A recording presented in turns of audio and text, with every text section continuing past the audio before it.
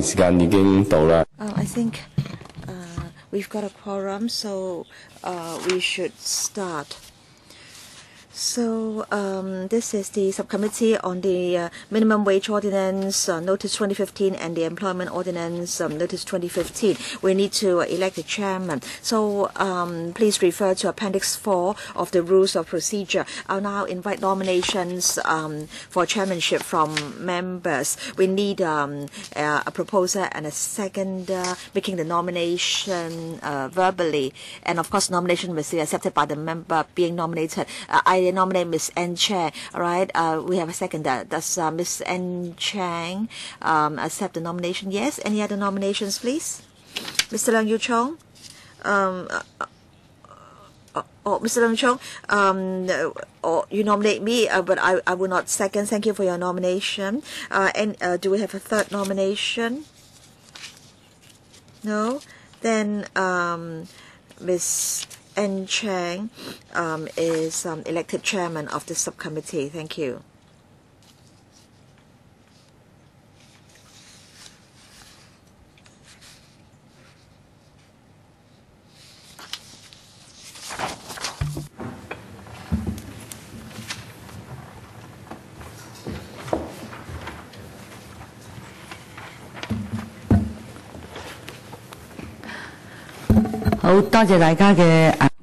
Thank you very much for your support. Do we need to elect a deputy chairman? No? All right.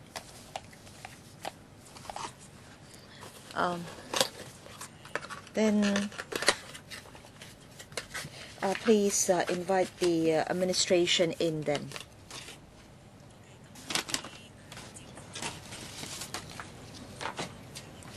And while we are waiting for the officials to come in, I would like to ask members this question. Now, the amendment is relatively simple this time.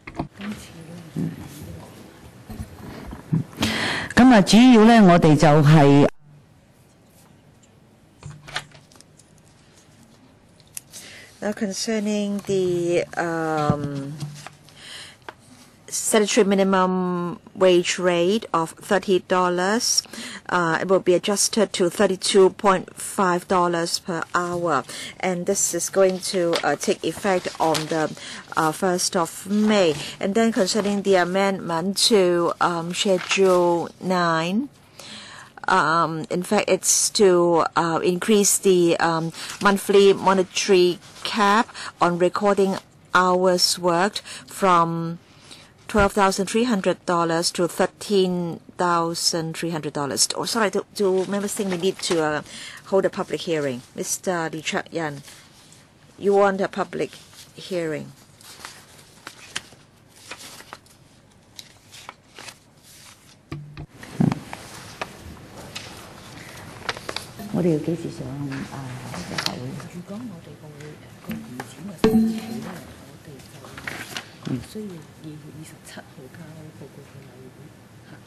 Okay. Okay, 咁咧就我哋咧就需要。Right, on the 27th of February, we need to report to House Committee. So in other words, we do have sufficient time to invite the public to a hearing. The Secretary has proposed 3 dates, 10th of February, 11th of February, and the 17th of February.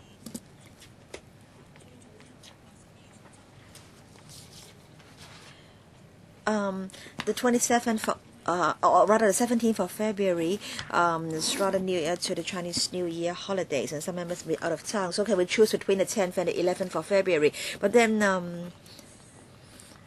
there will be a lot of meetings on the 11th. On the 10th, we have the FEH panel and the CI panel, and they will be held on the 10th of February. So, but I am the member of, the chairman rather of the FEH panel. Then 11th of February, 8:30. 11th February, 8:30, and at 8:30 on the day, there will also be an ESC meeting. So, members, what do you think?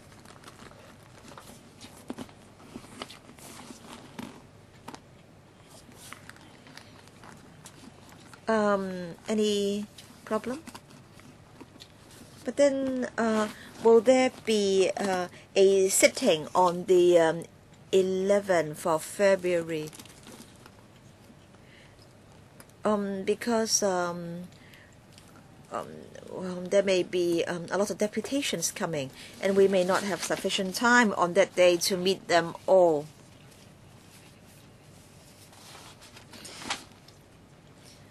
I think we need a longer meeting, and also there will be a clash with the ESC meeting. Yes. According to the Secretariat, we may have only have about 20 odd deputations, and we'll have 2 hours. But of course, we'll also need to study the content of the notice. Last time, according to the Secretariat, about 20 deputations came, and so 2 hours should be enough. Now, the 10th of February, Mr. Tommy Cheung may have to shuffle between 2 meetings. No, Chairman. Now, because at that meeting, we'll be meeting deputations on advertisements for baby formula products. I want to say that this is an issue of concern to the public. I understand that the secretary may not want to see me at the meeting. That would affect his appetite.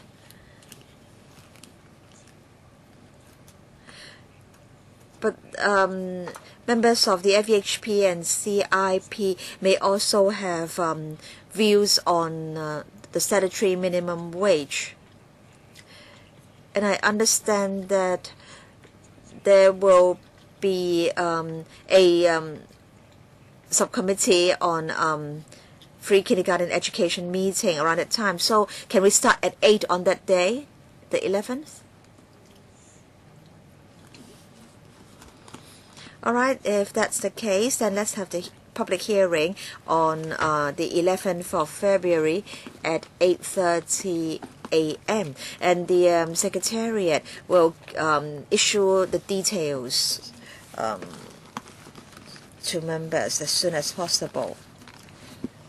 I would like to welcome now from the administration Mr. Matthew Cheung, Secretary for Labour and Welfare, Ms.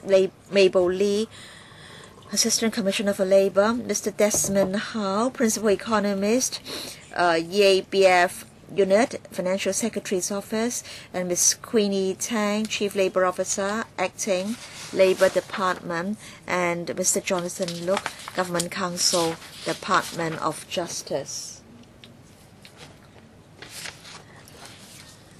So perhaps Mr. Matthew Cheung can now take us through the 2 notices. Yes, thank you, Chairman. I'll be brief. The CEM Council has accepted the recommendation of the Minimum Wage Commission and has decided that the SMW rate be adjusted from $30 to $32.5 per hour, an increase of $2.5 or 8.3%.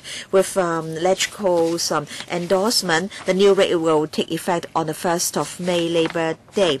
The Commission, as usual, adopts an evidence-based approach. It has also looked at all the economic data and survey results objectively and professionally. The Commission has also intensively and extensively consulted different sectors in society, including stakeholders, employers, and the labor sector. And the Commission has also assessed the possible impact on inflation and the unemployment rate on businesses and employees. And it is said that about 150,000 employees will be covered, excluding civil servants and foreign domestic helpers. And for the employees concerned, their wages will rise because of the adjustment. Now, based on the definition of wages under the ordinance, the additional wage bill for all enterprises will be about $1.1 billion. And taking into account rest day and meal break pay and also the impact of knock-on effects, the total additional wage bill would be around $1.36 billion, up by approximately 0.2%. And the Commission believes that the additional wage bill entailed by the recommended SMW rate should be manageable for most enterprises. At the moment, the unemployment rate is low in Hong Kong. We are near to full employment. And so unless there is a significant downturn in the economy, there shouldn't be any marked deterioration in the labor market. Now, and assuming a full pass on of the additional wage bill to prices of products and services, and taking into account the first round of wage price spiral effect, according to the Commission's estimate, the CPI will go up by about 0.3%. But then it is unlikely for all enterprises to fully pass on the additional wage bill to consumers. And so the actual impact on inflation should be smaller than estimated. I thank the Commission, especially the Chairman of the Commission, for having discharged its statutory functions so conscientiously and with reasonable and balanced deliberation. So with member support, we'll do all the preparation work, and we hope that the revised rate can take effect on the 1st of May. And then under the employment ordinance, an employee is obliged to record the total number of hours worked by an employee in a wage period if the latter is an employee within the meaning of the MWO. At the moment, the monthly monetary cap is $12,300. And this monthly cap will have to be increased to $13,300 in proportion to the percentage increase of the statutory minimum wage rate adjustment. And so we hope the members can support these amendments so that 150,000 employees in Hong Kong can benefit. And in fact, I don't think the proposal is controversial, as we are only following the established mechanism. I thank you. 5 members would like to ask questions or give comments. Kwok Wai Keung, Tan Ka Pew, Fernando Cheung, Lee Chak Yan, Yu Si Wing, Tommy Zhang. All right, 5 minutes for each member. Mr. Kwok Wai Keung. Chairman, as members are aware, the FTU proposed $33, but then the proposal was made in 2009, as early as in 2009, and 6 years have lapsed, and we still won't be able to reach the level we recommended in 2009. And the proposed increase is from $30 to $32.5. Now, from 2013 to 2015, the minimum wage rate is $30, and this figure was based on 2011 figures. And then concerning the minimum wage level from 2015 to 2017, they will be calculated on a basis of 2013 figures. And so you can imagine that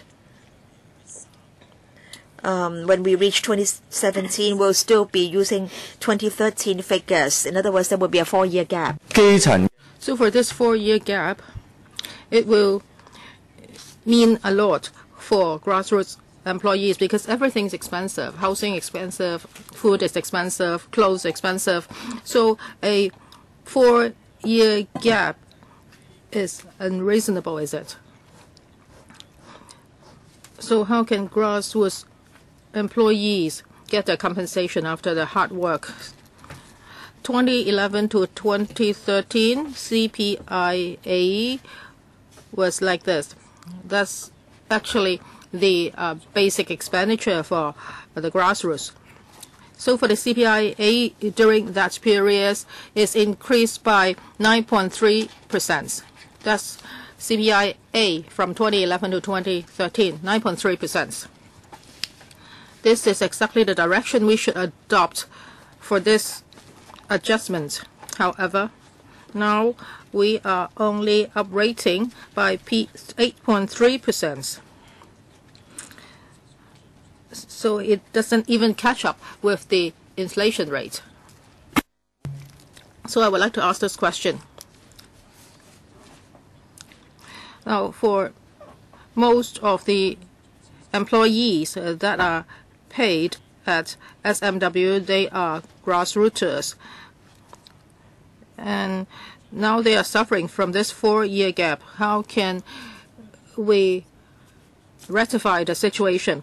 The best way is to conduct a review every year. Even though you conduct an annual review, you are still using last year's figure, but it is still better than the method that we are adopting now. So when will the administration accept our proposal, that is an annual review, so that employees can be helped? Secretary. Okay, the rates does not catch up with the inflation rate. Thank you, Mr. Kwok. I think on many occasions we have discussed this.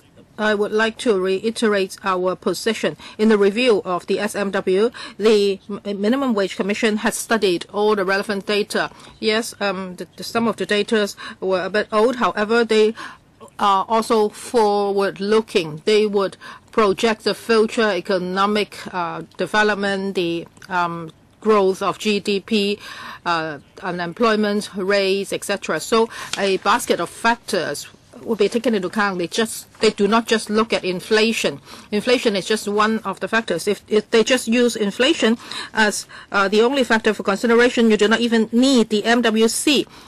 It's not that simple. In many countries, they also do this. They have an array of indicators. They would also have to look at the economic development. And so what they did was objective and comprehensive. As for inflation, later on, I'll ask Mr. Hao, the economist, to tell us more.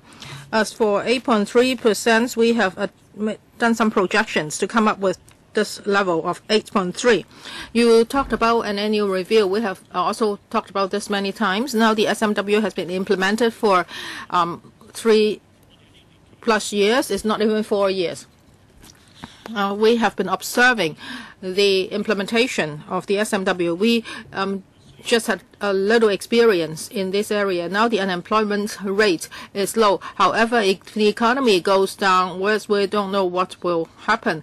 So now we are conducting a review every 2 years. We think this is the most prudent way of doing it. Of course, we'll monitor the situation and see if there is room for improvement. Chairman, I will give you some more information in the second round. Or can I continue? That's another point that I like to mention. If you want to have an annual review, there may be problems. First of all, if the economy goes down, then there may not be room for adjustment. If it's a biannual review, we can look at more data. We don't have to rush into it. If it's an annual review, there is no room. Well, don't think that the economy will always be going up. It may go down as well. And also, it may not be conducive to employees. Well, if employers think that there will be an annual increase in SMW, then they'd rather hire casual workers or term contract employees. So for many contracts such as cleaner contracts, etc., most of these companies are run by small companies or SMEs. So we think that sticking to a 2-year review is more appropriate. Otherwise, it will be bringing too much burden to the SMEs. Maybe Mr. Howe can talk about inflation. Yes, okay. We can regard it as part of the government's briefing. Mr. Howe? Just now, the chairman has also mentioned this. Now, before the MWC reached a consensus, they took all the data into consideration. Also, they would be looking forward. For example, before the new SMW comes into place, they will look at the economic situation at that time. In the past few years, inflation rate has plateaued. Mr. Kwok mentioned the figures is from 2012 to 2013. That's the accumulated inflation rate. As for the past 4 years, the inflation rate has increased, has slowed down. Later on, I can give members the exact figures.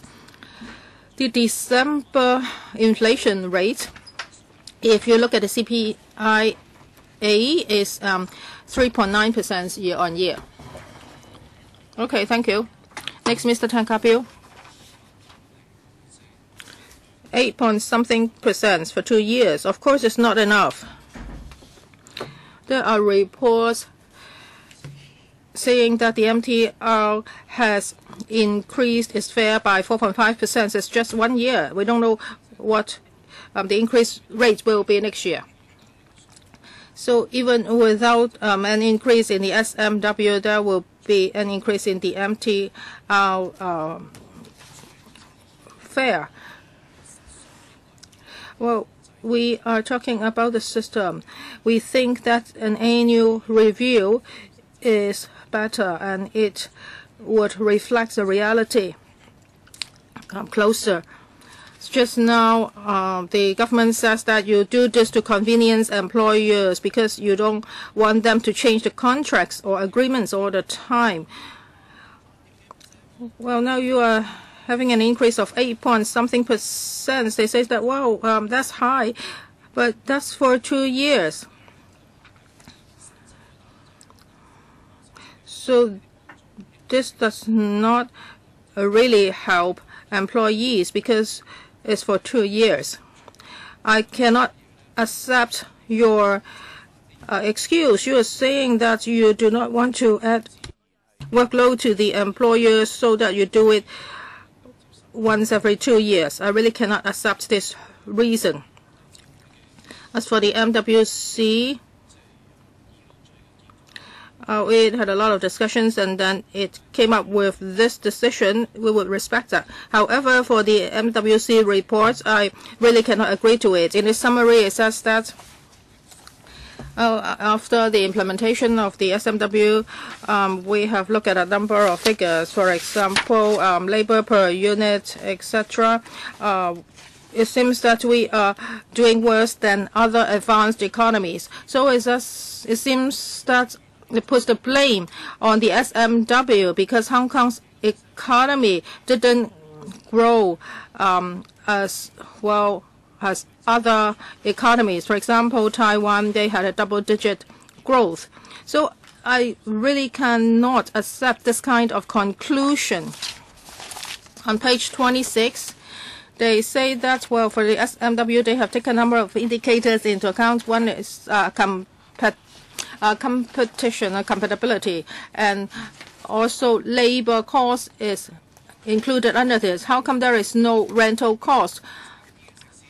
Well, some of the popular restaurants suddenly have to close because the property owner increases the rental by 2-fold. So why don't you take rental costs into account? You just put all the blame on the SMW. I don't know how come you come up with such a conclusion. The government has the responsibility because you are now misleading people. And also in the paper you say that for SMWs assessment and its impact on unemployment rate. If the unemployment rate is to be kept, if it's kept at 2.5%, then the unemployment rate will go up by 0.2%. And then if it's 1.5%, that is our growth, then our unemployment rates will increase by 0.7%.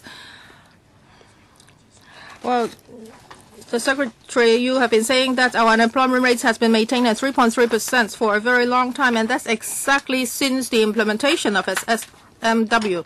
It's a successful scheme. Now with the SMW, we can encourage grassroots people to come out to work instead of staying at home and receiving CSSA. And CSSA reception rate has dropped by over 4%. Why don't you mention that? If I read between the lines, it seems to me that you are putting a lot of blames on SMW. For example, there will be more, the unemployment rates will be higher, etc. Why don't you tell people that you have actually encouraged a lot of CSSA recipients to go out to work? Can you explain? First of all, for the positioning of the SMW, the labor sector has always said that there should be a living wage and it should give people a reasonable life. But we have stated in the law very clearly that is we want to forestall excessively low wages. That's the mission of the SMW, and it is a wage floor. We have to make sure that the wage is at this at least at this minimum level. Now that's an increase of 8.3%. It's in consensus of the MWC. It had made detailed analysis. It has looked at all the factors. It has balanced all the parties' interests, and then it came up with this decision. So for 8.3%.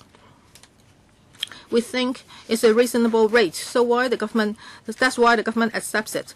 Mr. Tang mentioned several points. You mentioned rents. You are saying that how come it's not reflected in the report? Maybe Mr. Lee can supplement later, or Ms. Lee can supplement later. Now you're saying that the SMW has attracted a lot of people, so that now more people come out to work. Now, if you look at 4B in the report, you can say that actually now the employer-employee relationship has increased and has been enhanced. Some people also query whether the SMW has entailed inflation. We have reflected all the relevant figures very clearly in our report. Is very transparent, and maybe Ms. Lee can supplement about the report. Ms. Lee? Thank you, Chairman. Now for the Commission's report, Mr. Tang mentioned Table 2.2, and it says the Commission has taken a number of factors into consideration, and in the annex of the report you can see the details of the indicators. You said just now how come rents are not taken into consideration. As for the series of indicators, it has already included the rental indicator. So in Annex 1 you can find the relevant information. And also in the Commission's report, the SMW's impact has been analyzed. In Chapter 4, we have looked at the positive impact of the SMW on employees. This is what I want to add. Thank you. That's in Annex 1. You can take a closer look at it. Rental indicator is also included. Next. Professor Fernando Zhang. Just now the Secretary said that for SMW in the law, it is stated that its major function is to forestall excessively low wages. Well, for excessively low wages, to me, it means that when a person makes such a wage, he cannot even maintain a basic life. He is willing to work full time. However, the wage he earns cannot even maintain his basic livelihood. Now, the CTU has adopted the findings of Professor Wong Hong concerning basic needs, and assuming that for it's a 3P family, then $12,700 is necessary to meet the living expenses.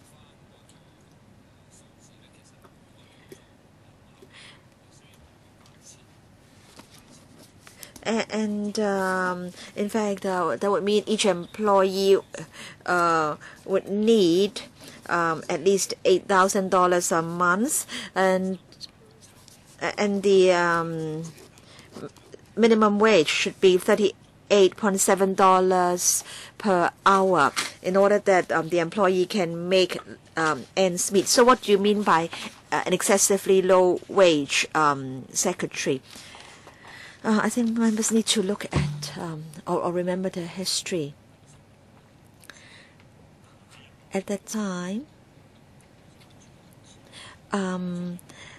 there was a cleaning worker at a public toilet in FVHD, working in a public toilet in FVHD in Yau Ma Tei, and he earned only $7 or $8 an hour, so less than $100 a day. And in fact, he had to sleep in the public toilet, and so we cannot allow this to happen. At the time, I was the Commissioner for Labor, but this still happens to disabled employees. Now, all right, that's concerning $32.5.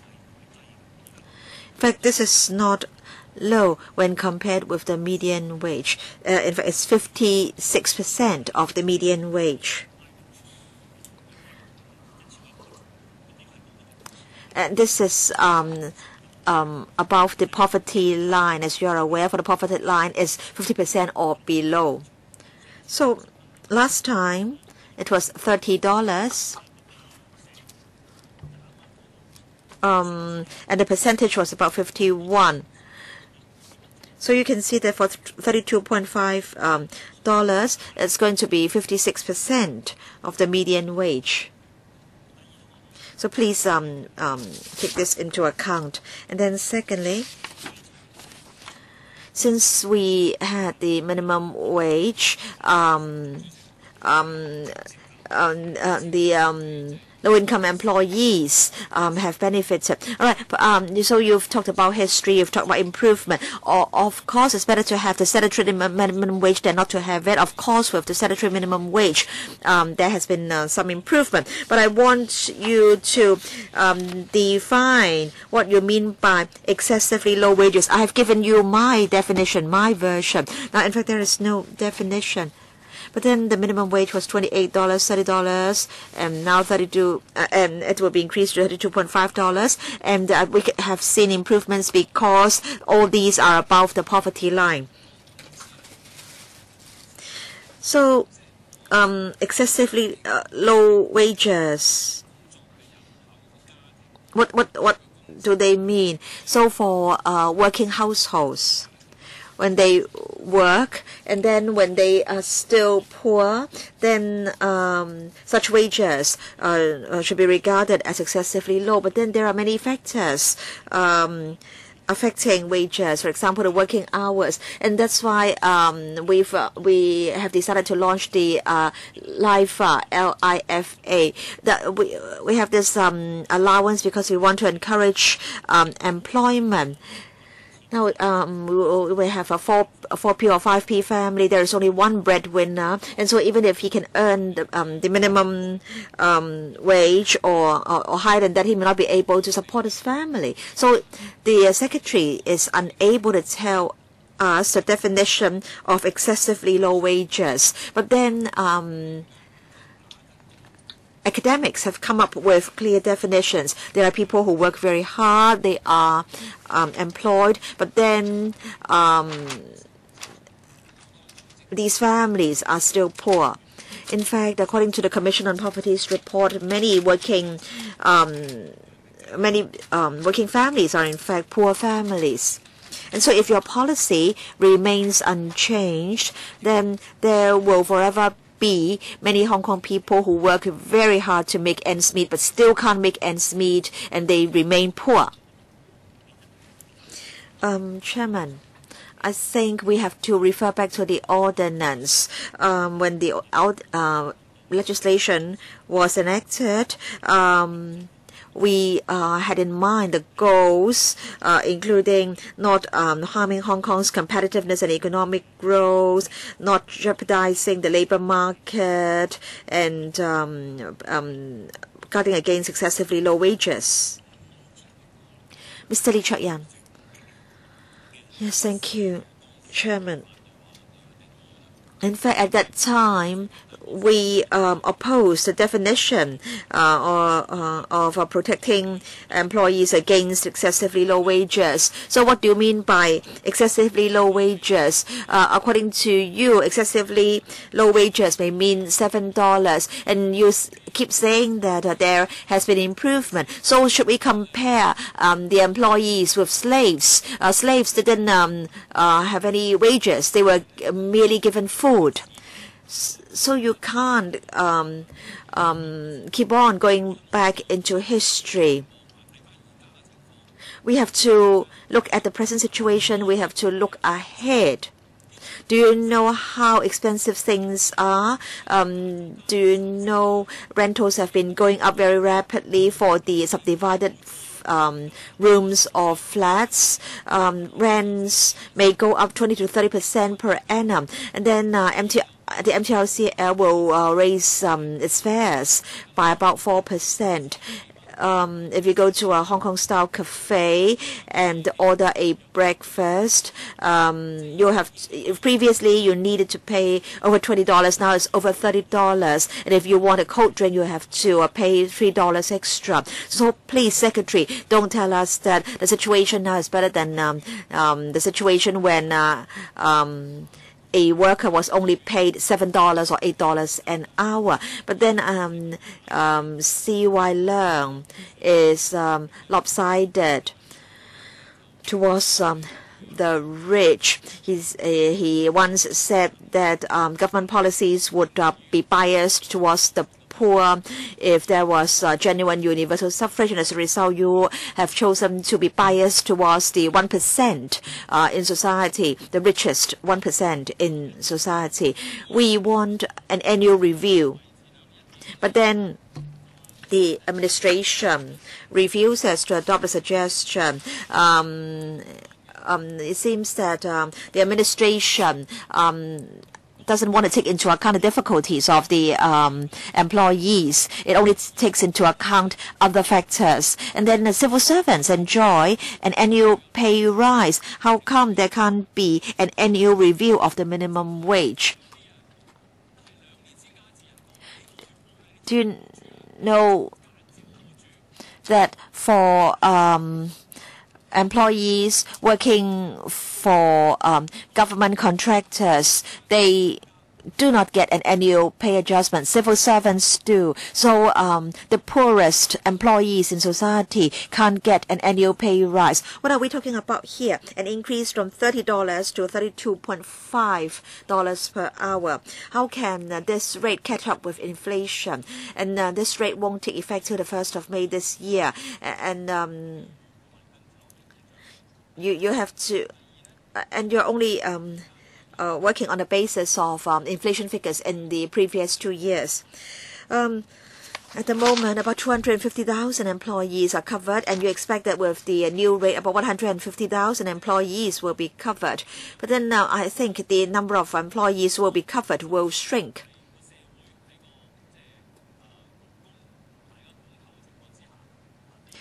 Given the demand and supply situation in the labor market, wages will have to continue to rise. And you look at the employees' profits.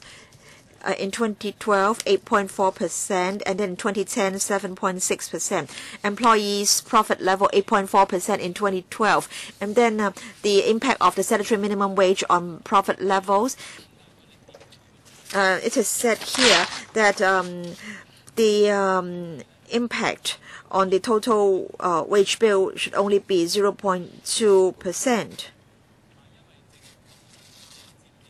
And then wages only account for 40% of the total operating costs. And so for the increase in the rate will only account for 0.8% or 0.08% of the total operating costs. But to the employees, $1 more is $1 more. And I think the government is being very harsh and unsympathetic in refusing to carry out an annual review. You are biased towards the business sector. In fact, from day one, I said that there should be an annual review, and we shouldn't have a review once every 2 years. Chairman, time's up. Can I give a reply? Yes, because we do have sufficient time today. Now, in fact, I think we have to look at the justifications. We haven't ruled out the possibility of having an additional review in the midst of a 2-year cycle if there are significant changes to the economic conditions. Mr. Lee, the minimum wage has been in effect for over 3 years, and for the lowest 10%. In fact, their total income increased by 35%, and discounting inflation, the real increase was 14.1%. But you started from $20. No, we started with the figures in the quarter before the introduction of the statutory minimum wage.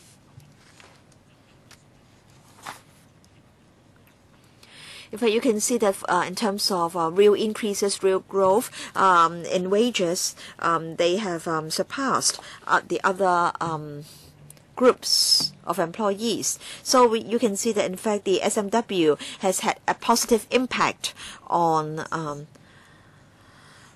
the wages of these employees. I allowed the secretary to give a reply because other members also exceeded the 5-minute limit, and I allowed them to continue, or I allowed the secretary to give a reply. All right, Yu Si-wing, Tommy Zhang, and Poon Siu Ping, and they are for the first round. Mr. Yu, Chairman, according to the secretary, with the new rate, the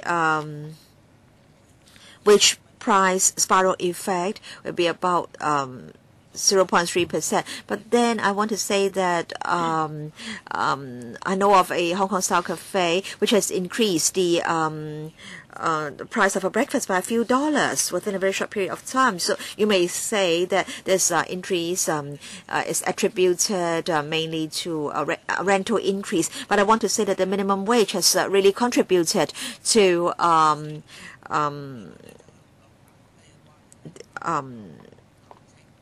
the inflation rate, and some say that in fact it's really a chicken and egg situation. Now the SMW was implemented in 2011, and I would like to know the cumulative inflation or the cumulative impact on inflation caused by the minimum wage since 2011.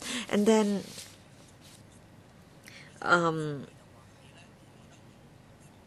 I think we have to be scientific. We have to have all the tools to verify the various figures and percentages. Question number 2. Well, every time when the SMW rate is increased, different industries will tell us that it's very difficult for them to hire people. Or for SMEs, they do not have a lot of resources. So every time the SMW rate is increased, they may become the biggest victim.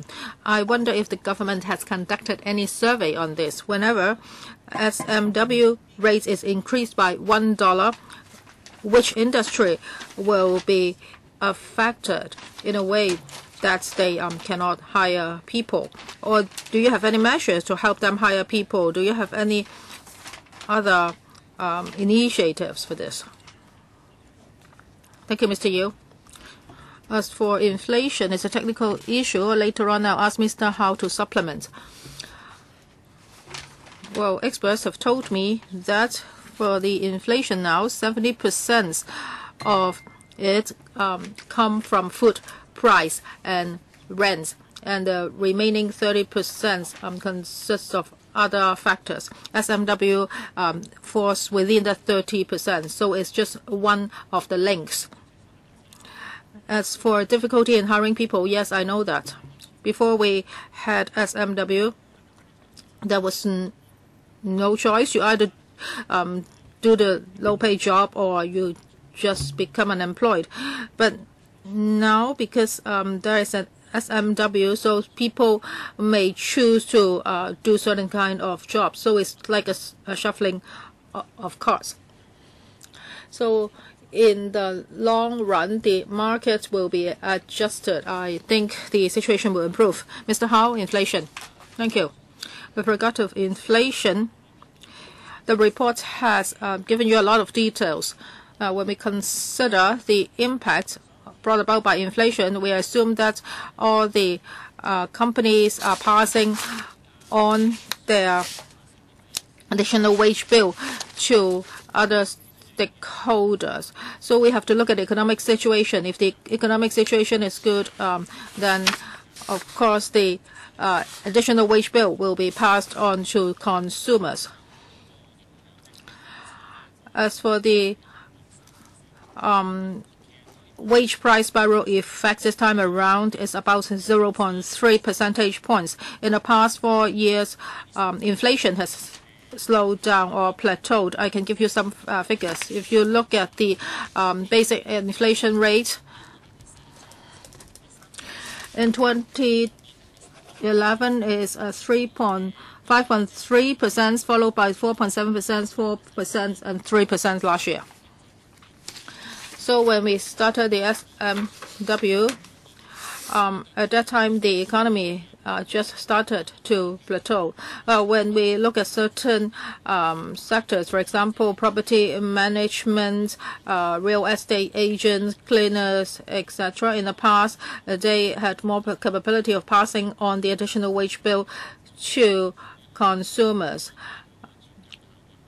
For example, the cleaning fees in a building will be increased. Well, do they have a long-term measure so that certain industries can be helped in terms of hiring people? I haven't heard that the government has a policy like that. Secretary? Well, for some industries, if they do have difficulties in hiring people, the Labor Department has measures to help them. For example, we would organize fairs for employees hiring, and we will also work with the VTC so that more people can be trained. And also now some infant centers, infant care centers would be established so that more women can go out to work.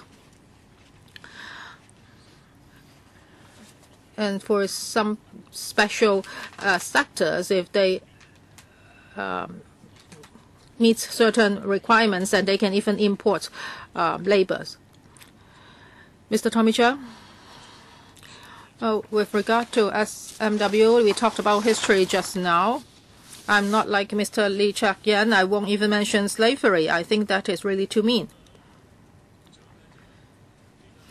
Secretary, I remember that when Mr. Donald Tsang talked about this in his policy address, he said that there are 3 conditions for having a SMW. First of all, it would not do away with the low-pay jobs, that is, making them disappear. And also our competitiveness should not be undermined.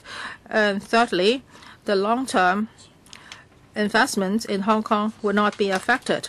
He talked about these three conditions. And he said that these would always be on his mind. But however, I don't think you remember these three conditions. And neither would the minimum wage commission remember this. Secretary, I think in the long run, you are ruining the market. Li Chuk-yan asked you a lot of questions today. For the MWC, I think some of the figures are fabricated.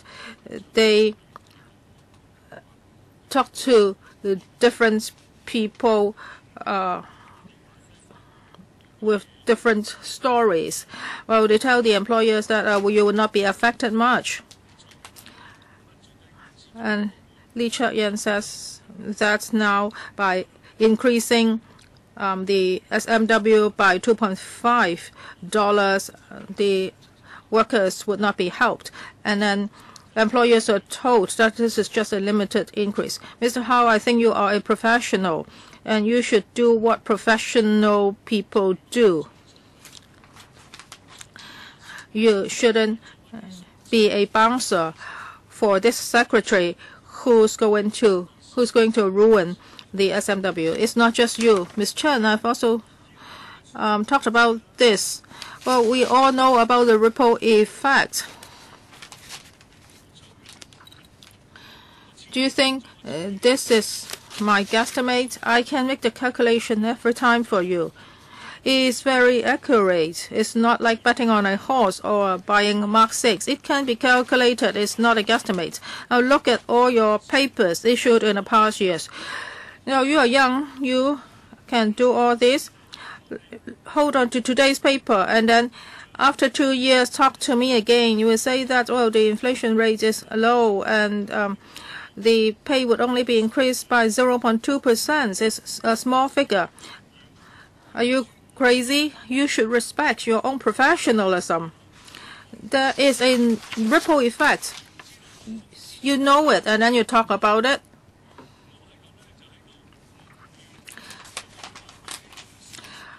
Well, don't try to cheat the SMEs or even micro enterprises in Hong Kong. Now I'm paying $40 to hire a dish cleaner. If it's increased to $32.5, that will do me no harm. You think, or you really think so? Look at yourself. Look at paragraph 7.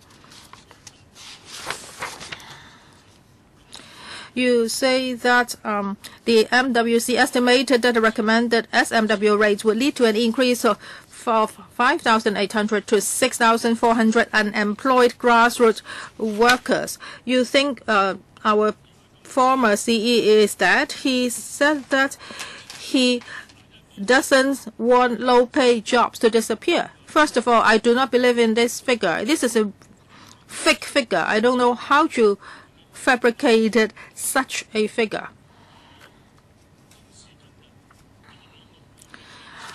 Now you increase the SMW by $2.5 and several thousand people would go out of job. Are they willing to work for $32.5 per hour? Now show me all these thousands of people. If you are saying that there are 6,400 people, I will swallow them for you. What kind of figures are you giving me?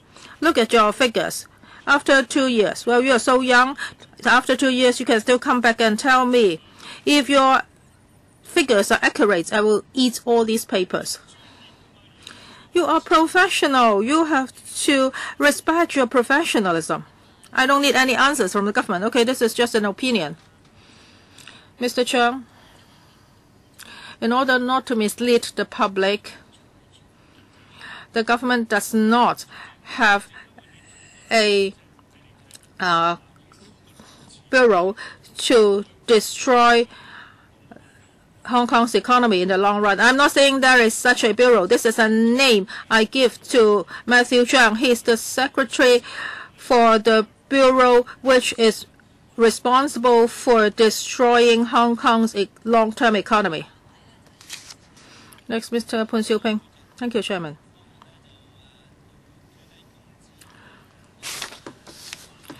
Well, for SMW, different people have different views. That's normal. I remember when we talked about setting up SMW, employers were worried that unemployment rate will go up, the economy will be undermined, etc. Now, SMW has been implemented for a number of years, and it seems that things have been quite positive. Now, the MWC has given us this new figure. We are a bit disappointed, but still I respect its decision. All along, well, no matter whether it's labor unions or organizations, we have been asking for an annual review. In the past, we have asked the Secretary this: why can't we have a review once a year? The Secretary says that now the arrangement is that it will not be more than 2 years. So more reviews can be conducted. I would like to ask the Secretary, I would like to clarify.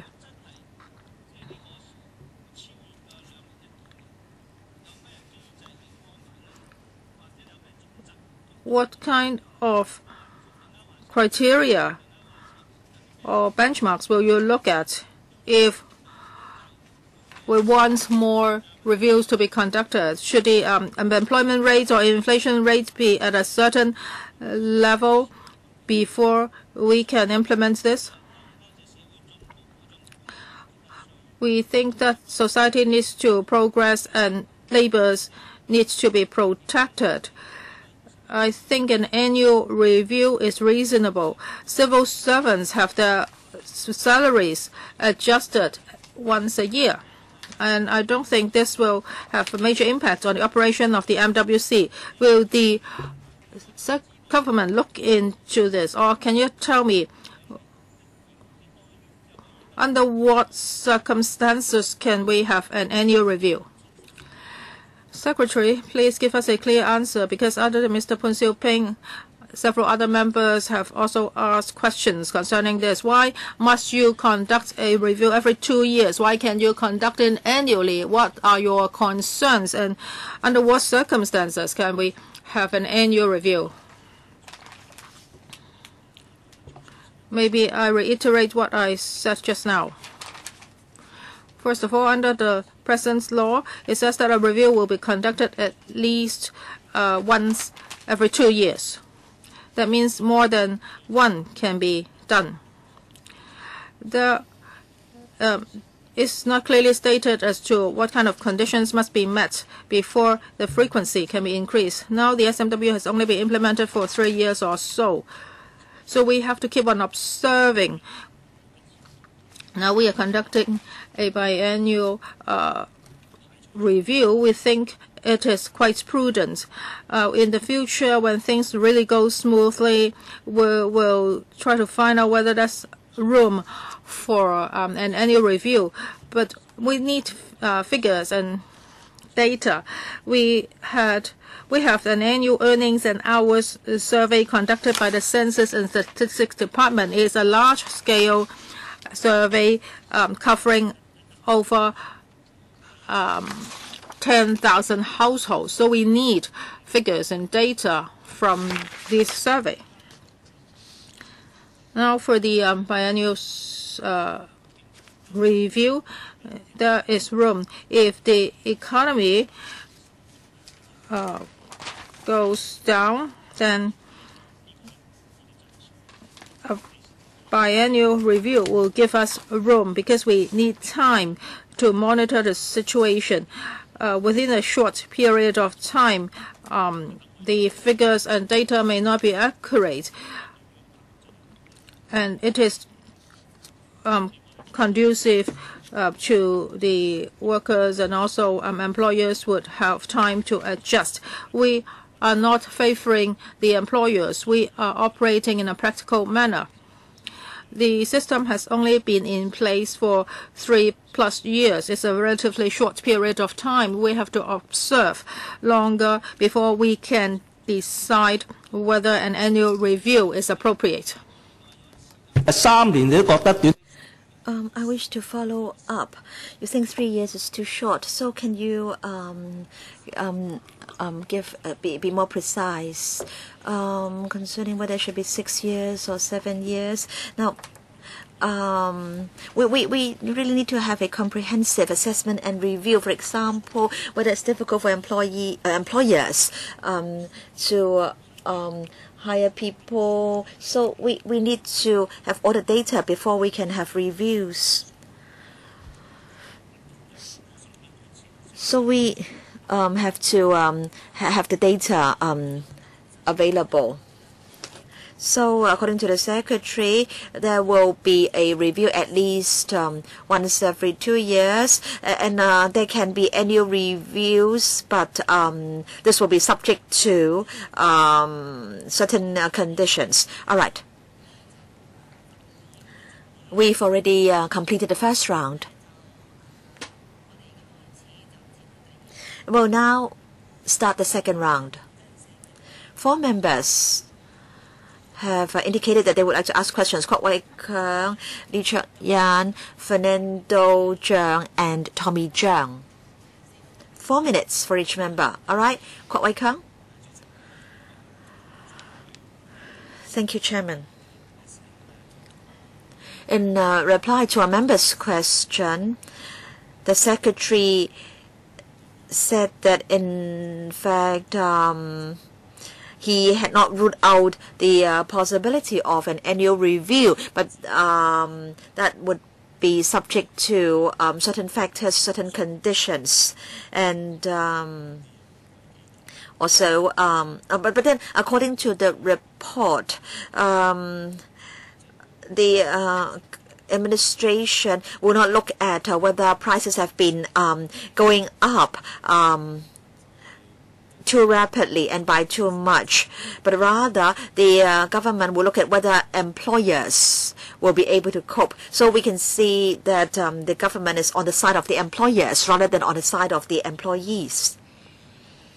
From 2011 to 2013, the CPIA was rose by over 9%, but then the cumulative increase in wages during the period has been only about 8%.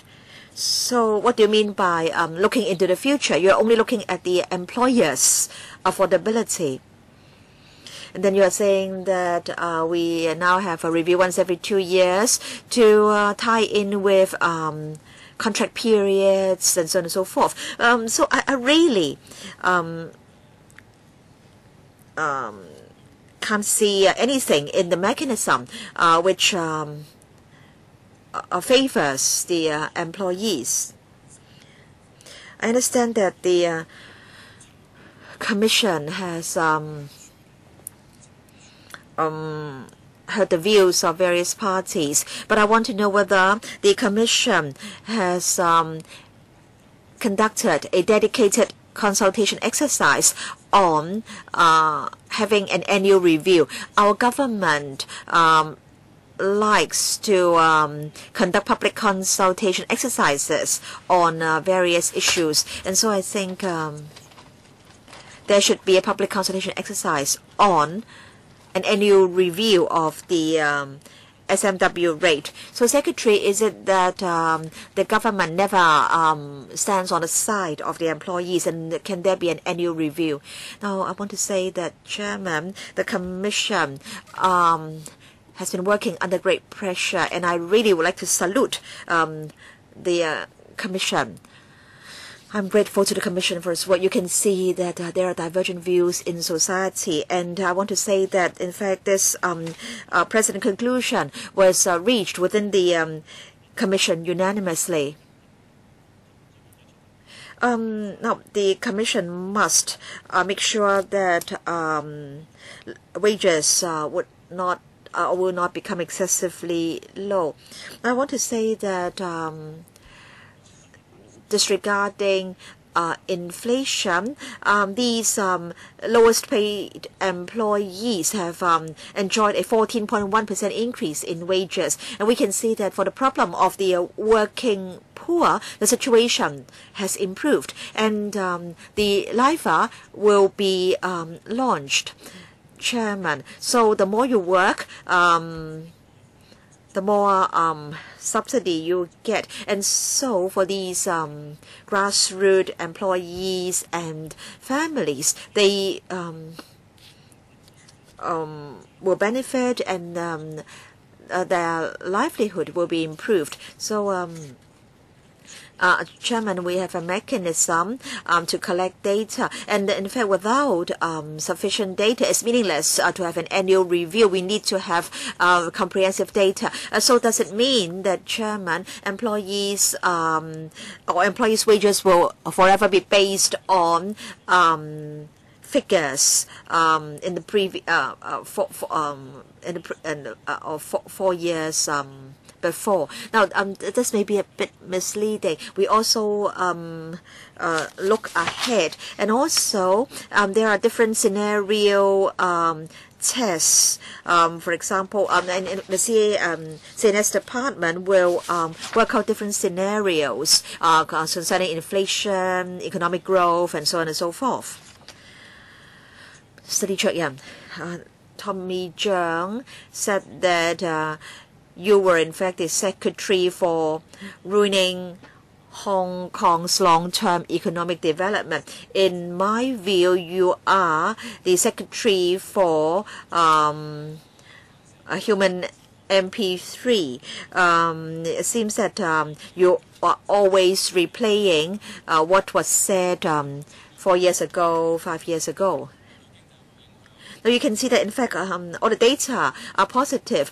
No impact on the economy, no impact on the profit levels of employers, and then a very small impact on inflation. Because as you know, enterprises have to face rental increases as well as wage increases. So we must not put all the blame on the increase in wages. And you keep saying, Secretary, that for the grassroots, their livelihood has been improved.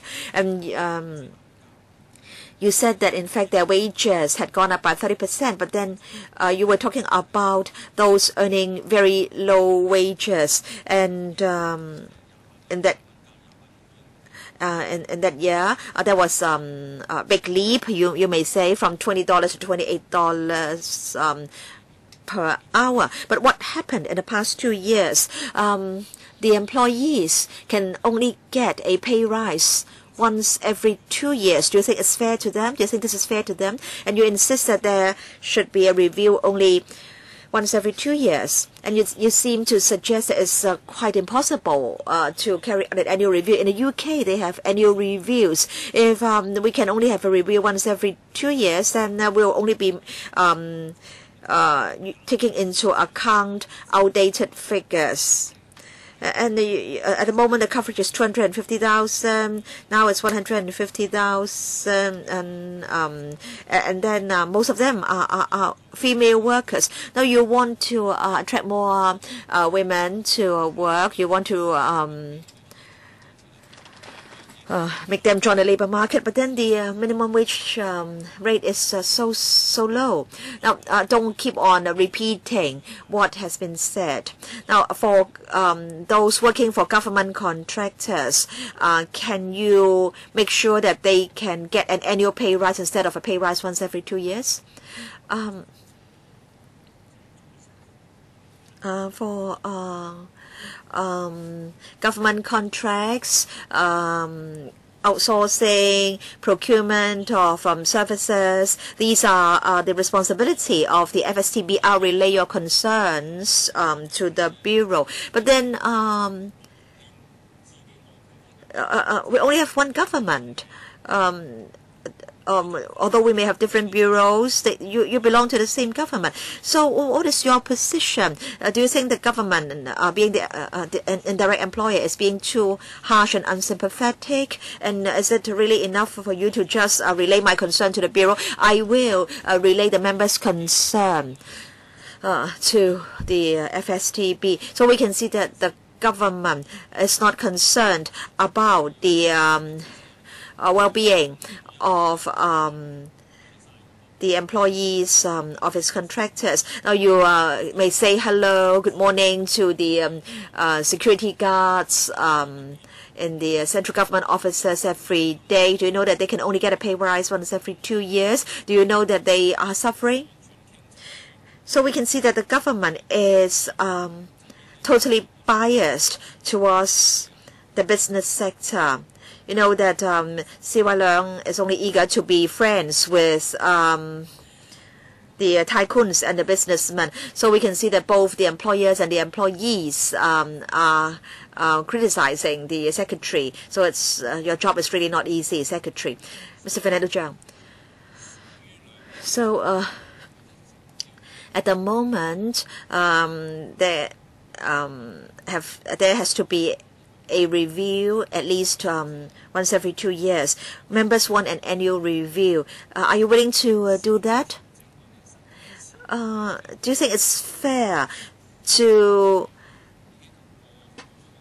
adjust employees' wages once every 2 years based on outdated data and figures? And here we're talking about those who are earning the lowest income in society. Employers like Tommy Cheung hate the SMW, and so I think you really can't expect employers to increase the wages of employees without an adjustment in the statutory minimum wage. So these who are earning the lowest income rely on the government, rely on the adjustment to the statutory minimum wage. Do you know that there are 200,000 households with about 750,000 people who belong to the working poor? And even after policy intervention, we still have 150 to 160,000 working poor households, and they account for about half of the poor households in society. So please be bold and resolute. We are asking for an annual review of the rate.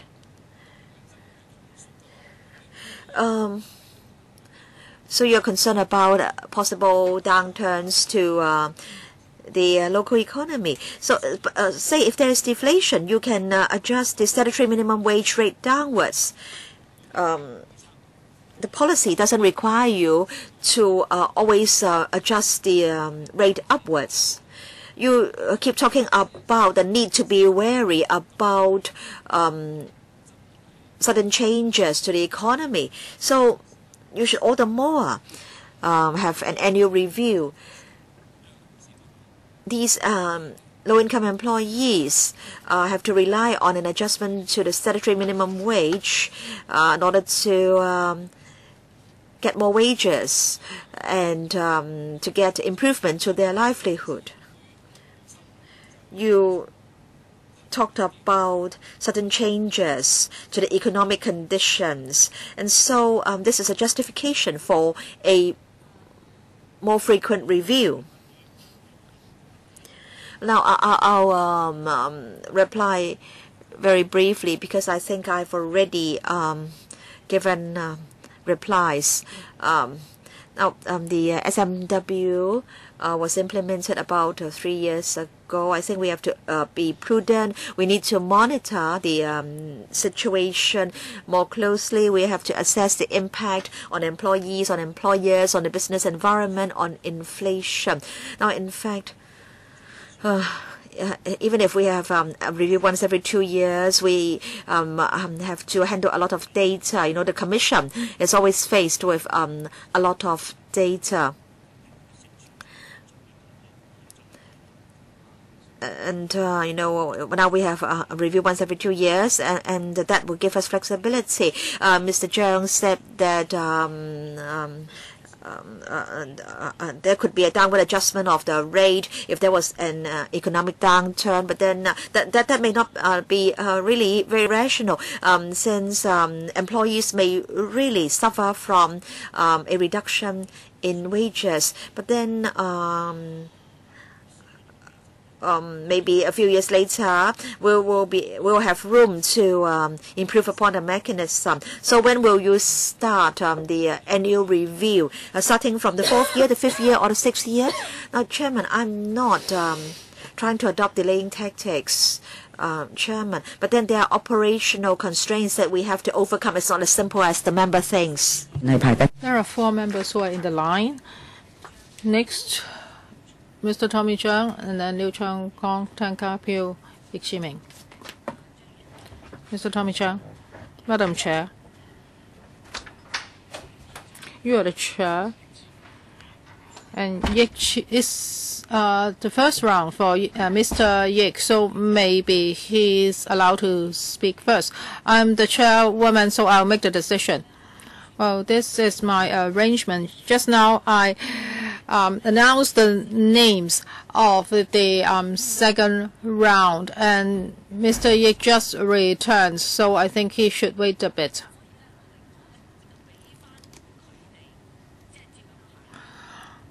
So I'll decide on the queues, but I'll give him a little more time.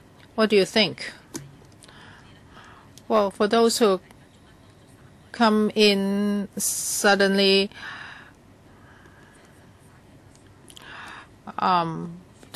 time will be wasted because of them. I have already announced the queuing order. Madam Chair, I'm older than you are. I've been doing this kind of work for a longer time than you. So for the first round members, they should be given the priority.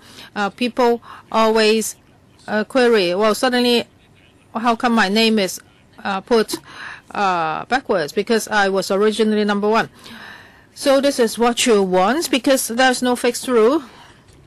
You are the chairwoman. Of course, you can make the decision. But I feel sorry because it seems that I've jumped the queue, because I've announced the order in the queue, and suddenly he comes in. If a few members suddenly come in, then you may have to wait for a long time. So that's why. Okay, I'll listen to your views. We can use another arrangement. Mr. Tommy Chung, do you want to speak now?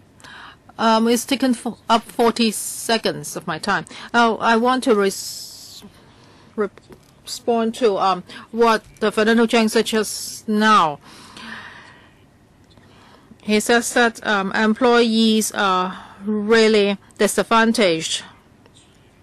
Well, for employers like us, for SMEs, they have to increase the employees' pay all the time because the employers leave, and they have to pay $41, $42, $43 per hour to secure employees. So we are not only looking at the SMW, because there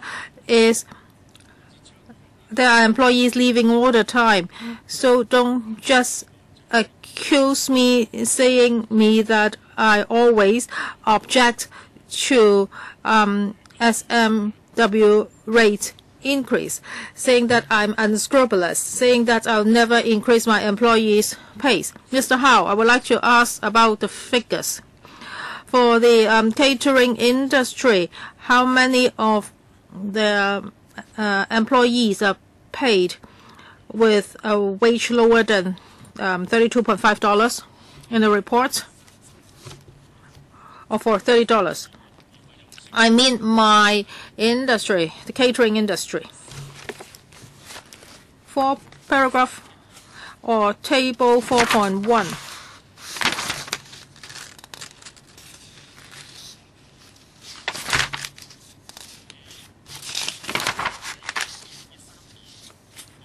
Restaurants, 2014, 45,000 people.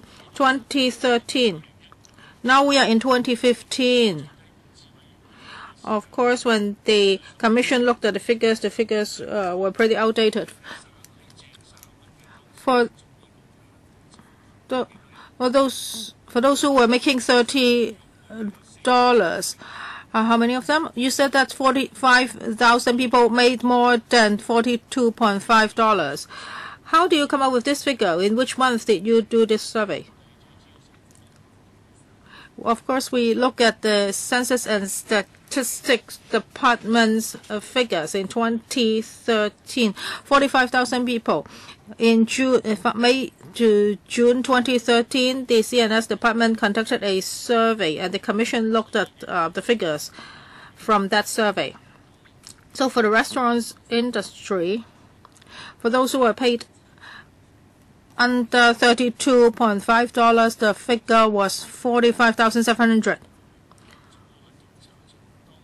How many employees were covered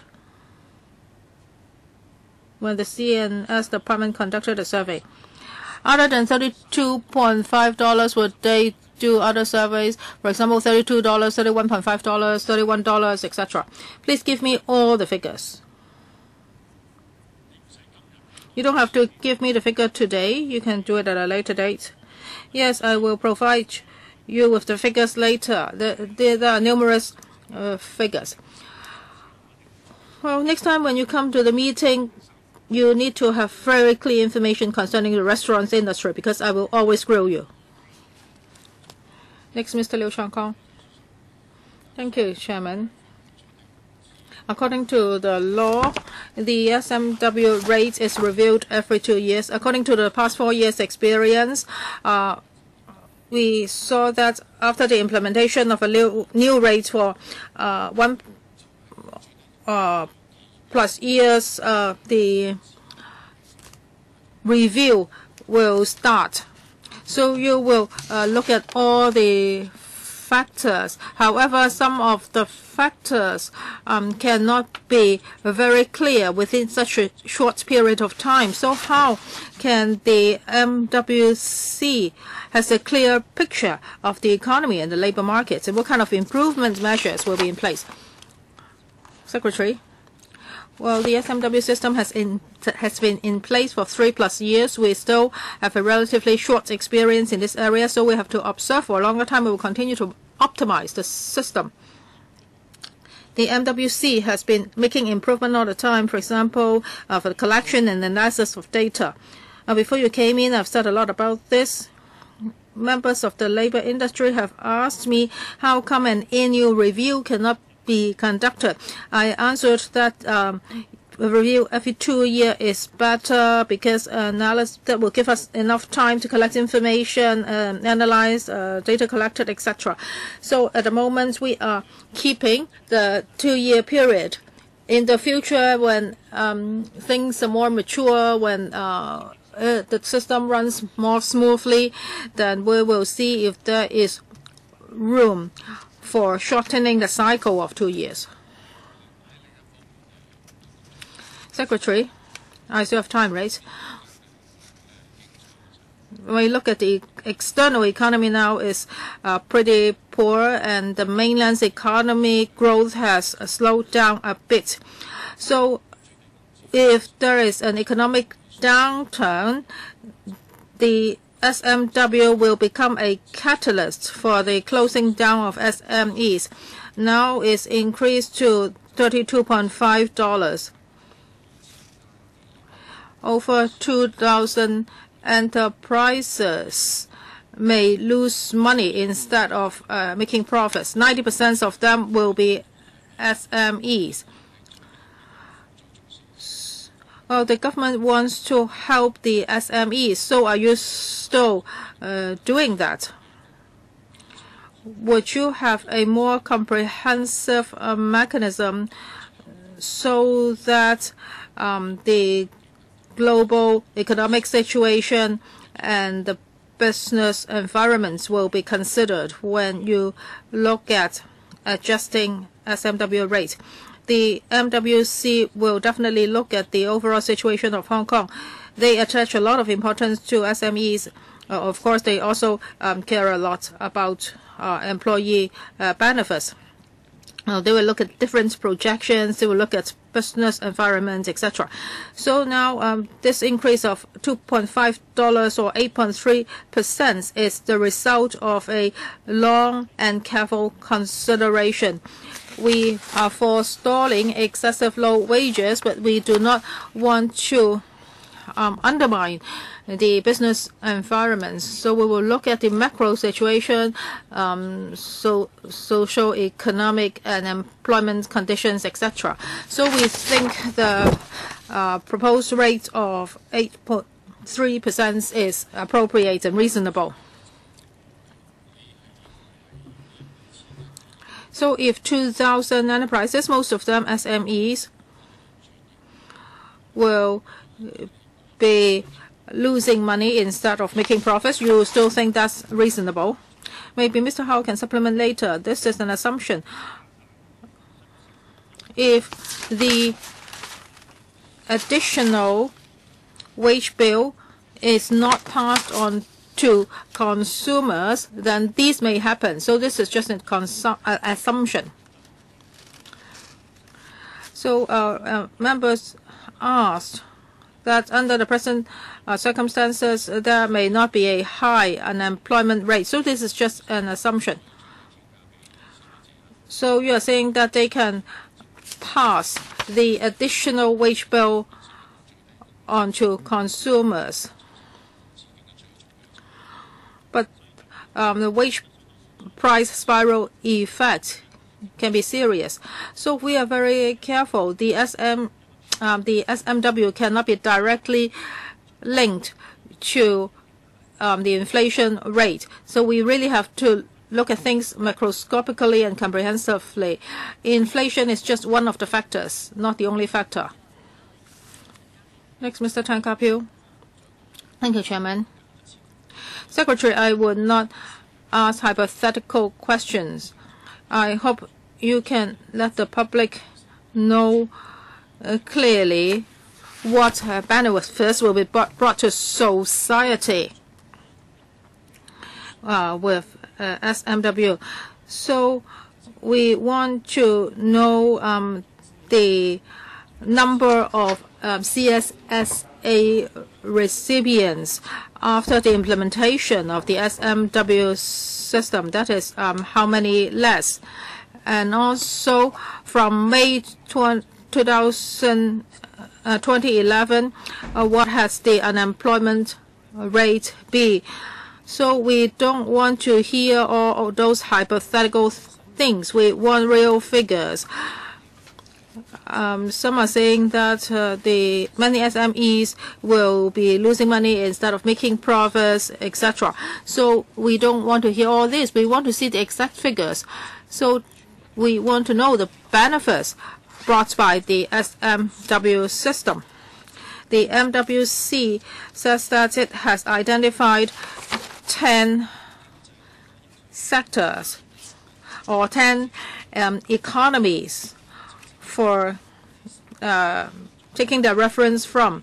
So for these 10 economies, what's the frequency of their SMW review? As for CSSA recipients, well, the situation has improved for 66 consecutive months. And with the introduction of the SMW, the trend continued. So if you look at our annex, you can see this figure, page 4. Look at the footnote. Later on, we can provide you with more information. As for employment, in the past few years, the employment market in Hong Kong has been thriving because the economy was good. Secretary, yes, you are very good at presumptions. Just now, I asked about positive impact. Now you said that that's a drop for 66 months. So what's the extent? I think the extent is as much as 1 quarter, but you haven't given us the figures. I think the real benefits should be given to us. Well, we cannot predict as to how many CSSA recipients will be leaving the net. So there are two basic points that we will look at. But we will be fair and impartial. We will be looking at all the pros and cons. So if you look at the report, you will know it's an impartial one. For grassroots employees, SMW would definitely bring about positive impact. How about the 10 economies? After the meeting, I will provide you with the information. Some business sector people said that there will be a spiral effect, a ripple effect, etc. And you have instructed the relevant department to carry out surveys. So can you also conduct a survey on the SME's impact on society and economy? Well, that's quite abstract. Isn't ripple effect abstract? And do you think it's abstract to have an annual review, and you haven't given me a reply concerning the 10 economies? In fact, we do have the data available. The data are with the government economists, but I don't want to waste time reading out the data. We can give you the data after the meeting. But then I want to say that all the data are evidence-based. In fact, I have said many times that, in fact, the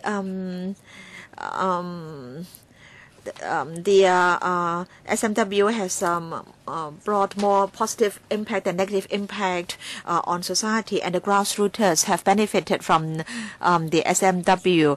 Mr. Frankie Yik, Mr. Tan Ka-piu criticized the secretary for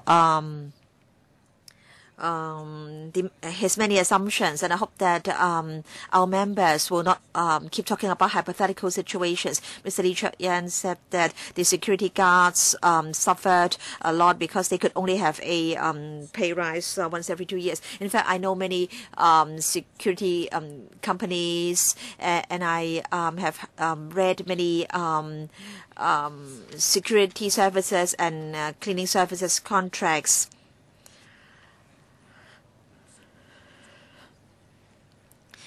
The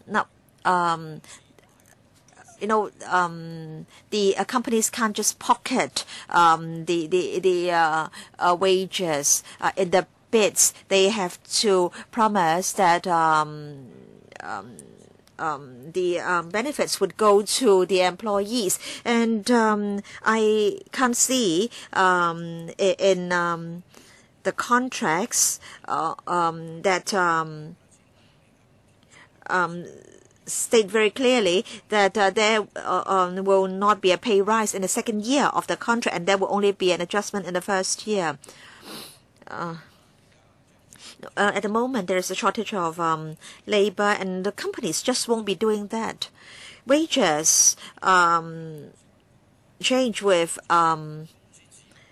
demand. Given the situation in Hong Kong at the moment, wages are rising. In fact, as Mr. Tommy Cheung has pointed out, in fact, some employees enjoy increases in wages almost on a monthly basis. And as Martin Liu has pointed out, according to your assumption, about 2,000 enterprises may close down. They would not be able to make a profit anymore. And so, of course, it's up to them to decide whether they want to continue to operate or whether they want to continue operating. So I believe you would agree that, in fact, there are many factors at play, right, Secretary? Of course, Chairman. We look at the macro climate, we look at the local economy, external factors, and so on and so forth. So you can see that, in fact, the report is a very detailed and substantial report. The Commission has considered all the relevant factors in recommending the 8.3% increase. Secretary, perhaps you need to step up publicity and public education. How come some members in this council always think that the adjustment to the SMW is the only indicator for employers to increase the wages of their employees. Do you have anything to add? No, I'm afraid not. Mr. Martin Liu. Chairman, thank you.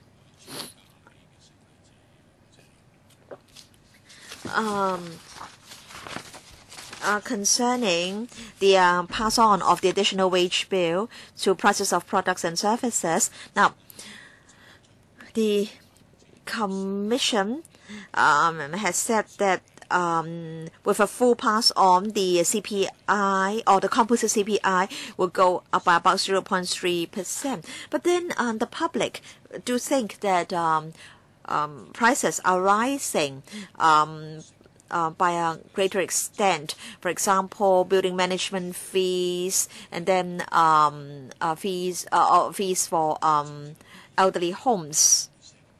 So there are industries which are labor intensive and which are closely related to people's livelihood. And does the government know whether there will be a full pass on of the additional wage bill to the prices of products and services? Now, for the homes for the elderly, many of the inmates, in fact, are CSSA recipients. Now, Mr. Zhang, you are also responsible for welfare policies. So, is it that fees charged by elderly homes will rise very substantially? Chairman, the 0.3% rise applies to the CCPI. It's true that for certain labor-intensive industries, they will be affected more. For example, cleansing services, security services.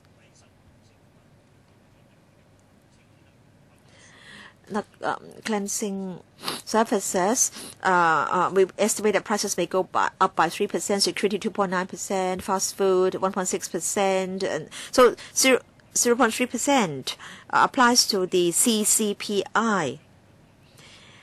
And the assumption is that there will be a full pass on of the additional wage bill to prices of products and services. And so for security services, elderly homes, because they are labor-intensive industries and most of the employees are low-income earners, the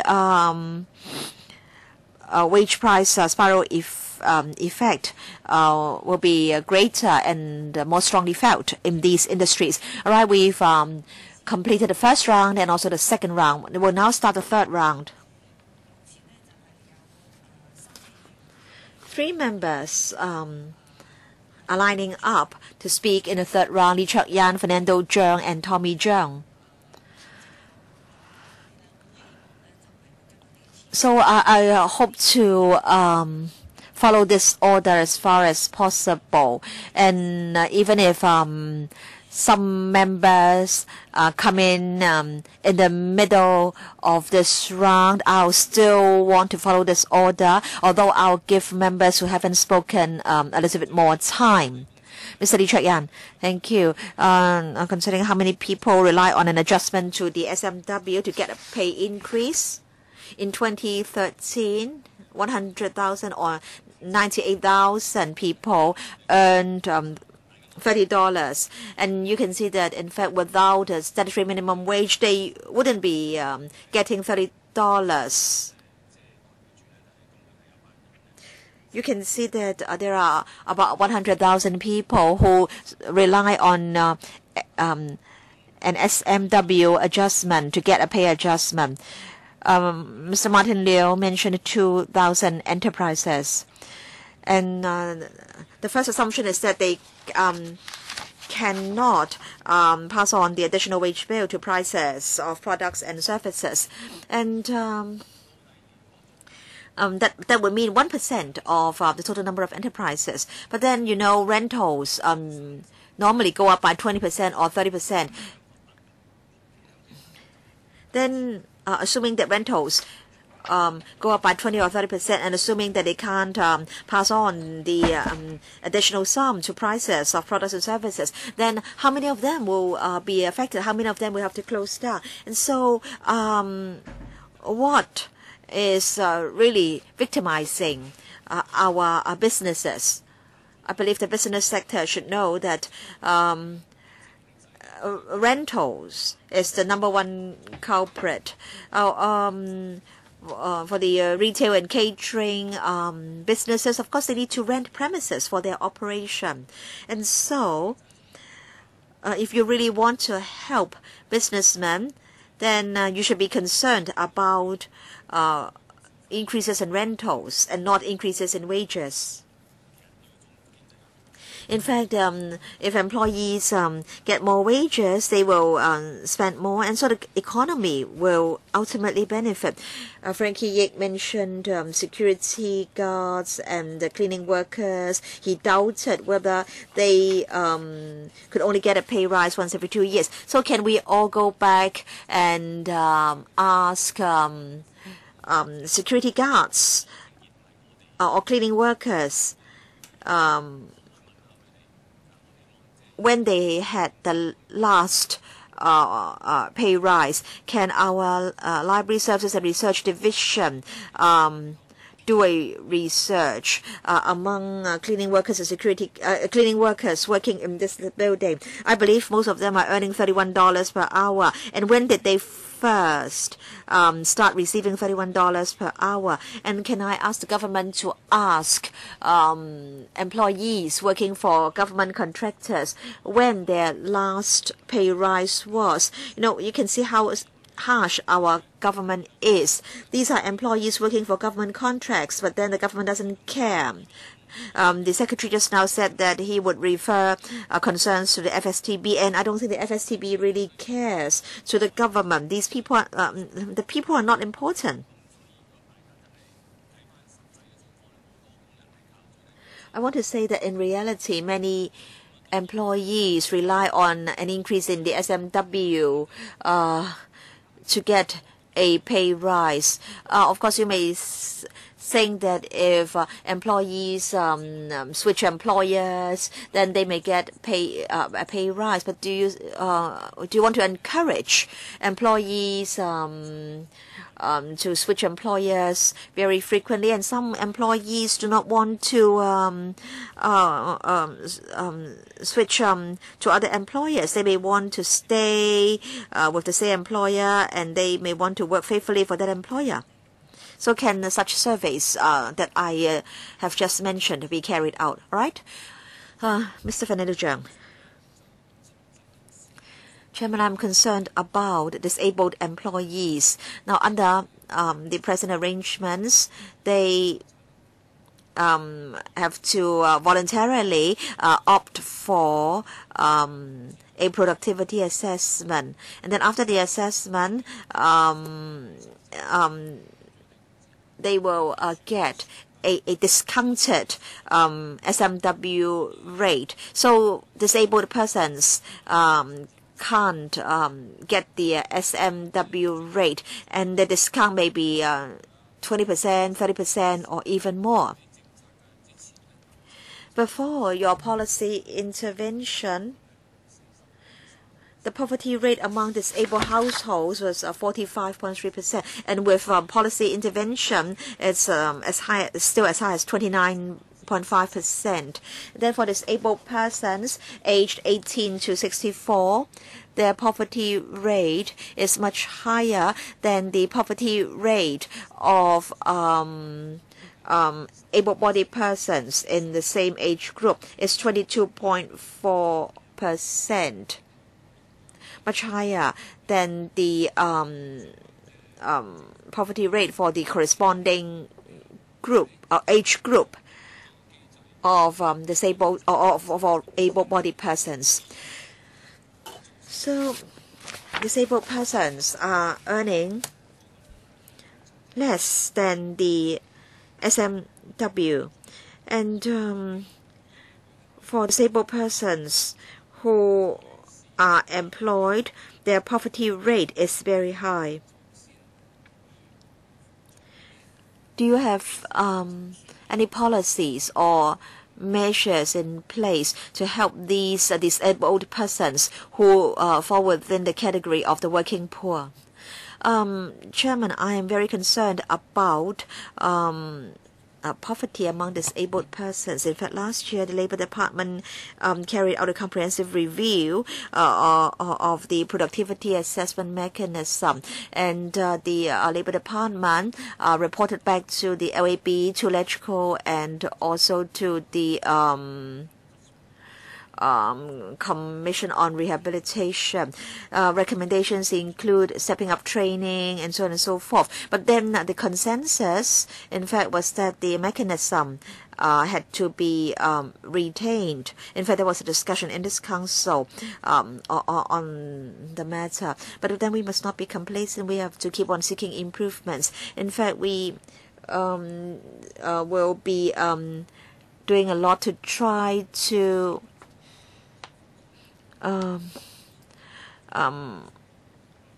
empower disabled persons so that they can get employed. We have to equip disabled persons with job skills, and we are also strongly encouraging employers to hire disabled persons. And we have the employment scheme for disabled persons. At the moment, the duration is 3 months. And we intended to extend that to 6 months. Sometimes after the 3-month period, disabled persons can't really go on working, and so we hope that the duration can be extended to 6 months. Will give the employers the subsidy, and the Labour Department is also encouraging SMEs to hire disabled persons, and a one-off grant of $20,000 or up to $20,000 can be given to the enterprises. And we also have the SWD program to try to promote employment for the disabled. We'll step up cooperation with NGOs and social enterprises. Now look at the bakery nearby, operated by the Tongwa Group of Hospitals. In fact, we gave the Tongwa Group of Hospitals a few $1 million, requiring that the bakery had to hire at least 50%, had to hire 50% of its employees as disabled persons. Well, I actually object to the productivity estimation, because that estimation or assessment would make PWD's wages lower than the SMW. As for the objective of the SMWs, you say that it is to forestall excessively low wages, but this is not helping the PWDs. Unless the government subsidizes the PWDs, that is, the gap is not paid by the employer but by the government, then I would say that the SMW does not discriminate against PWDs. Now you say that you are going to retain this mechanism. I haven't agreed to this. I haven't agreed to the continuation of the productivity assessment. Well, the manpower panel did discuss this. There was records. I think it was in December. I'm not sitting on the manpower panel, so that's why you may not know that. And I would like to clarify a point, Professor Chung. For the productivity assessment, the mechanism is triggered by the employee, not the employer. Because when the SMW was first implemented, many parents of mentally disabled children were worried. They were concerned that their children would be dismissed. So that's why we had this mechanism.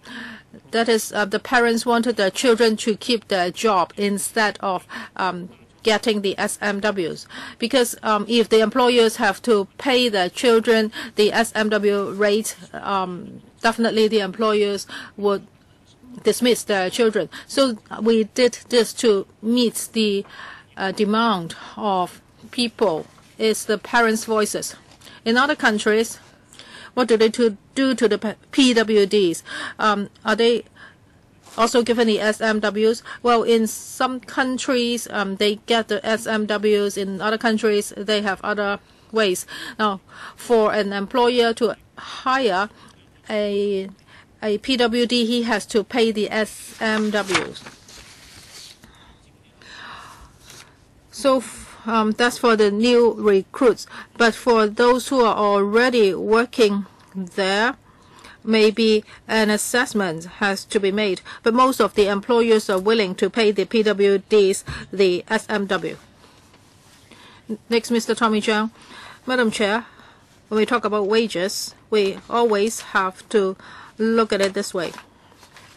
That is the productivity of an employee and the overall economic situation in the market. The government should never impose any restrictions. I don't understand why Professor Fernando Zhang is thinking like this, but this is not the responsibility of the employers. It is the government's responsibility.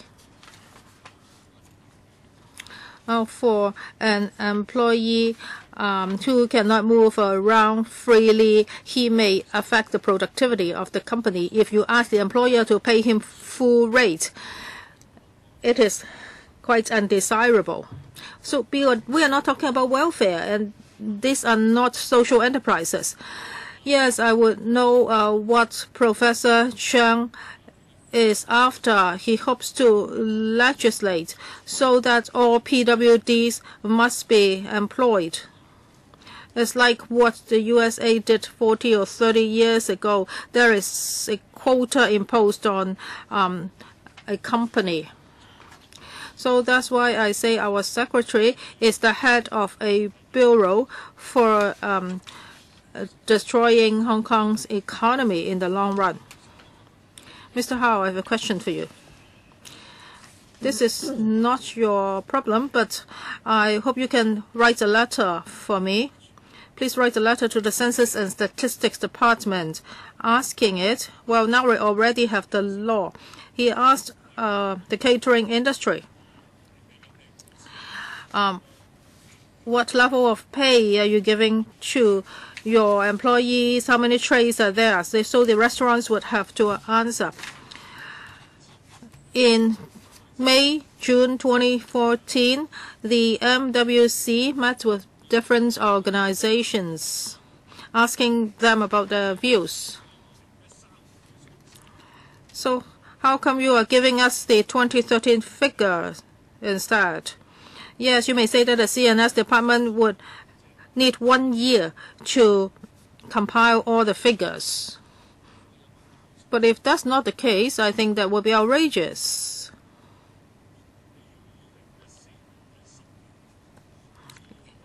In October 2014, you had a meeting to make a decision. So how come you are using the figures of 2013?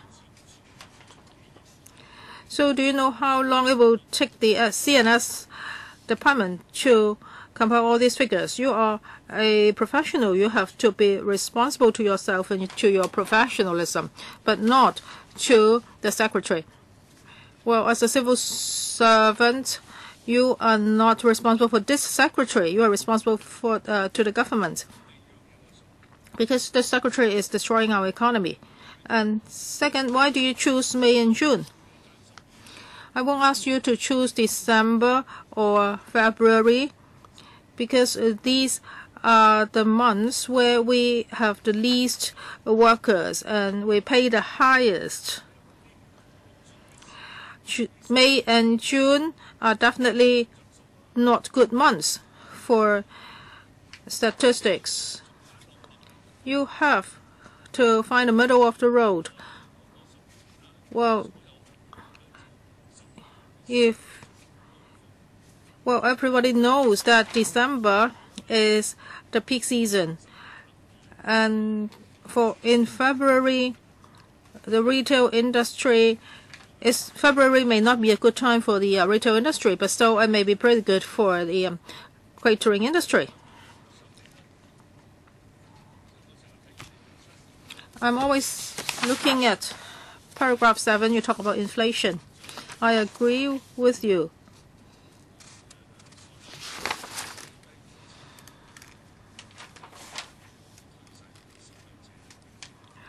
Can we really pass on our additional bills to consumers?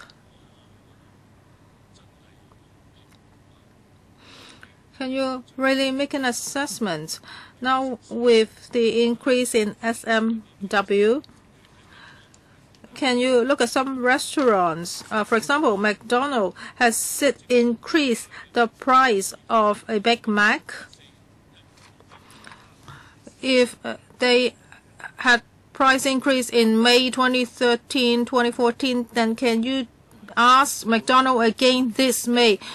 Mr. Zhang, what is your question? I'm asking him to do something. The last member used 6 minutes, so I'll continue. If you want to stop me, just stop me, because you're the chairwoman. I have been in the line for the 4th time. So give some time to the secretary. I don't need his answer. You just want to express your views. I'm talking to Mr. Howe. Matthew Cheung is wasting my time. He's just full of hot air. So, Mr. Howe, if you are professional enough, you should really think about how to look at prices. I have just cited McDonald's as an example. Can you go to the chain fast food store, try to check the prices of barbecue pork rice? Or how about going to some Chinese restaurants and check the prices of shrimp dumplings? You have to make comparisons like this, then you'll know what kind of price increase has been brought about by the uprating of SMW. So please later give me a letter telling me what has been done in this regard. Well, that's Mr. Tommy Cheung's personal views. I believe the government has heard you. Next. Well, time is almost up because our meeting should end at 11, and we still have 2 members who are queuing for the 4th round of questions, so 2 minutes each member. First, Mr. Tommy Cheung. Well, Madam Chair, I'll be fast. Just now you said that is the personal views of Tommy Cheung. Yes, of course, I do not speak on behalf of the FTU. Well, you have already wasted 10 seconds. I have 2 minutes. I will just speak for 2 minutes. I don't need the secretary's answer because the secretary cannot give us any fresh answers. So I would like to continue to ask Mr. Howe. Next year, when you talk about the SMW, you should be getting more updated data. I ask you to go talk to the CNS department. Can you tell me why did you use such old data? You said that you didn't need the secretary's answer. I'm asking Mr. Howe, not the secretary. Mr. Howe? Yes, I can answer this question. As for the CNS department's figures, for the 2013 annual earnings and hours survey, the figures were disclosed in March last year. So when the MWC conducted a consultation in June, so the latest figures came from the 2013 AEHS. Of course, the CNS department has his reasons as to why it chooses May and June. I think they will send you a written reply. Now, they have just sent questionnaires to enterprises. The companies would have to fill in the questionnaires and send them back, etc. So for the collection and compilation of data, it would take about 7 to 8 months. This is in line with the practices of other economies. All the data will not be the most updated. The CNS department has looked at all the data, and before the MWC made a decision, it has looked at the latest data. That's the August figures. Last member, Professor Tommy Chang says that employers would have to pay in accordance with productivity. PWD's productivity are not 100%, so that's why employers are not paying them 100%. The secretary said that he's worried if SMW is also applicable to PWDs, then it's only the PWDs that may suffer. I'm also the parent of a mentally handicapped child, so our children may lose a job. Okay, even if I accept this reasoning, then there's still something I want to say. Now, for SMW policy, it is stated in the law that it is to forestall excessively low wages. But then there is a mechanism to permit the wages earned by disabled persons to be lower than the statutory minimum wages. Their wages are so low that they simply can't make ends meet. So these disabled persons are willing to work. They're willing to use their ability to work hard, but then their productivity is lower than their able-bodied counterparts. So you decide to apply discount to the statutory minimum wage rate. How come you can't provide a subsidy to the disabled persons to fill this gap? How many disabled persons are earning wages lower than the statutory minimum wages? And if you are to provide a subsidy to fill the gap, then what is the financial implication? I think a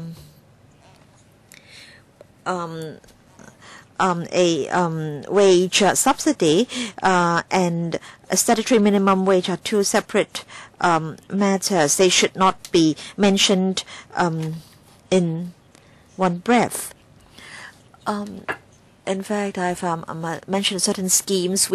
Under those schemes, we provide incentives, subsidies, and training allowances to employers, and I think we have quite successfully changed the mindset of employers and their attitude towards disabled persons. So we'll continue to try to step up our work to promote the employment of disabled persons. But I still want the information from the Bureau. How many disabled persons are receiving wages lower than the statutory minimum wages, and if a subsidy is to be provided to them to fill the wage gap, then what are the financial implications? So can you provide? We'll try to get the data from the CNS department, Chairman. All right, I think time's up.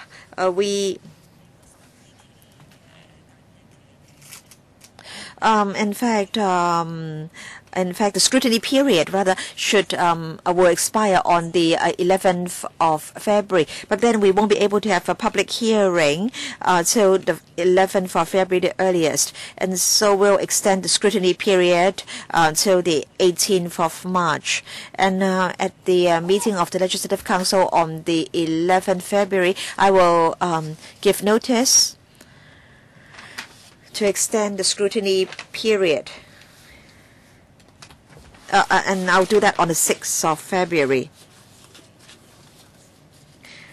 So our public hearing will be held at 8:30 on the 11th of February. Thank you. Meeting adjourned.